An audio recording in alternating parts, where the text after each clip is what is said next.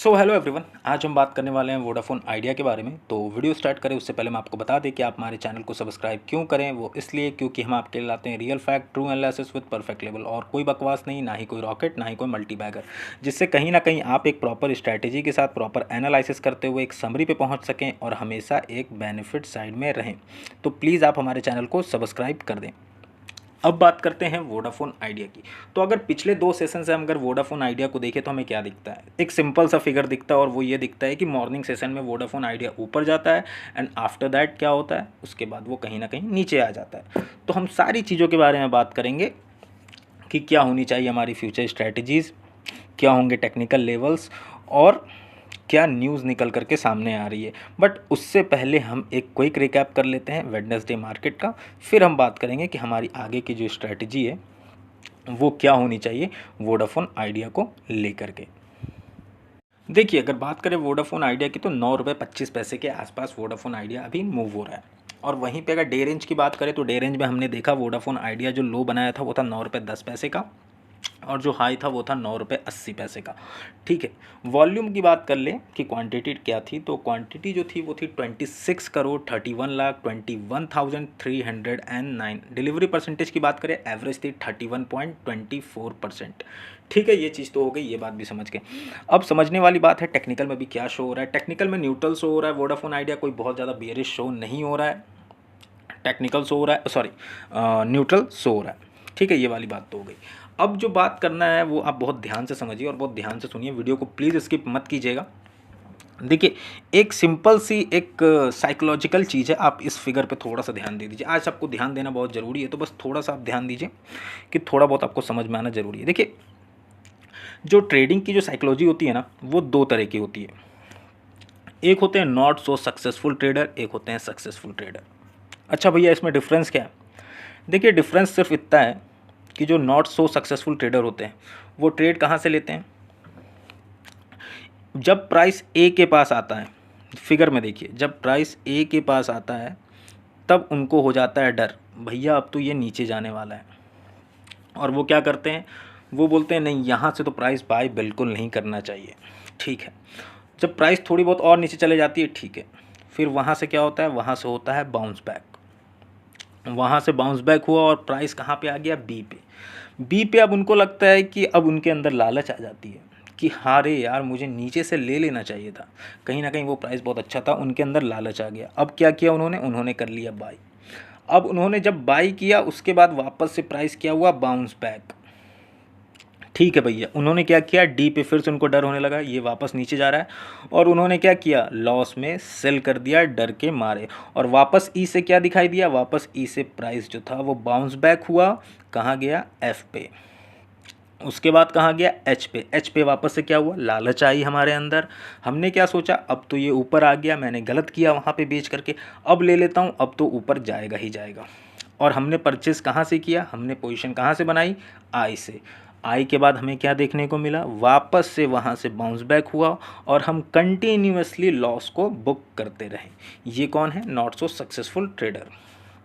अब successful trader क्या करते हैं, जो प्रोफेशनल ट्रेडर होते हैं, देखिए उनकी लालच कब जागती है, उनकी लालच तब जागती है जब प्राइस नीचे होता है, और वो बाई कब करते हैं, ई पे।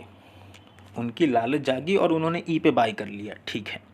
और उन्हें डर कब लगता है, उन्हें डर लगता है तब जब प्राइस जाता है एच पे, तो उनकी फियर जो है वो जागने लगती है, और आई पे वो अपने माल को बेच करके मार्केट से निकल जाते हैं प्रॉफिट ले करके।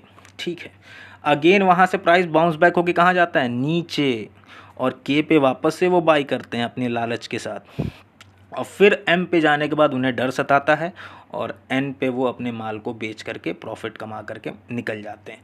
तो अगेन एंड अगेन वो क्या कर रहे हैं, वो कर रहे हैं प्रॉफिट।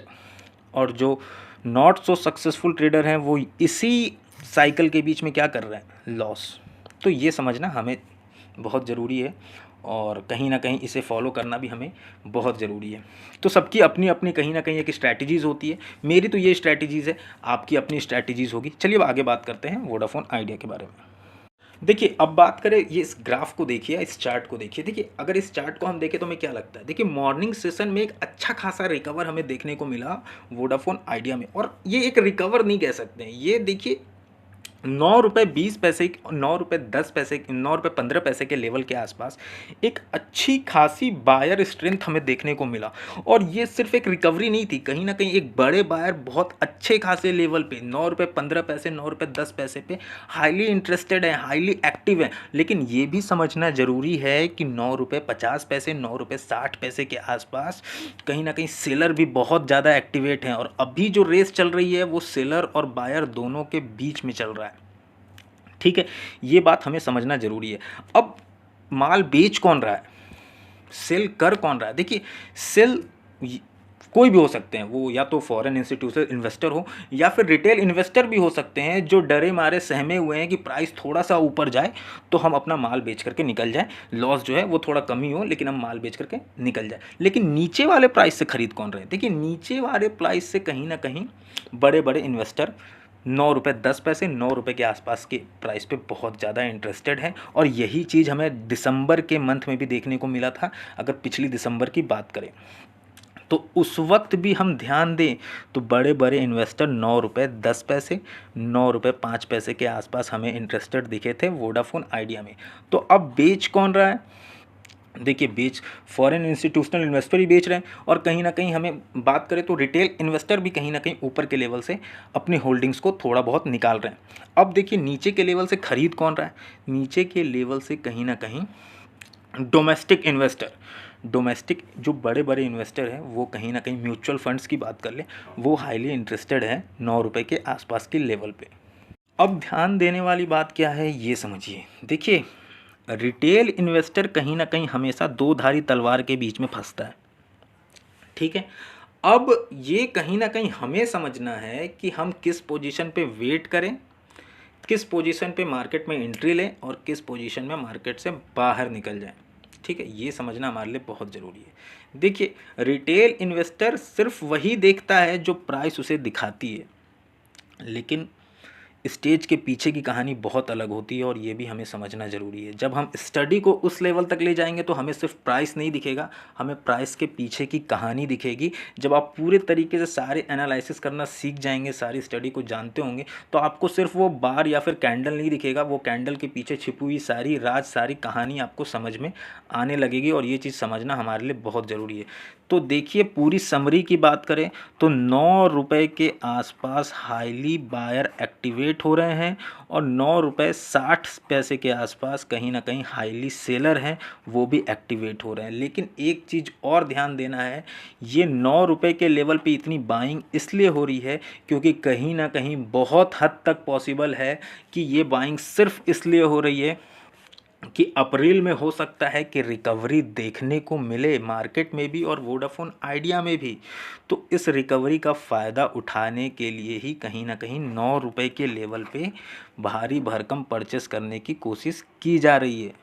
देखिए, एक बात और समझिए, अगर हम शेयर होल्डिंग पैटर्न को भी ध्यान दें तो हम उसमें क्या देख रहे हैं।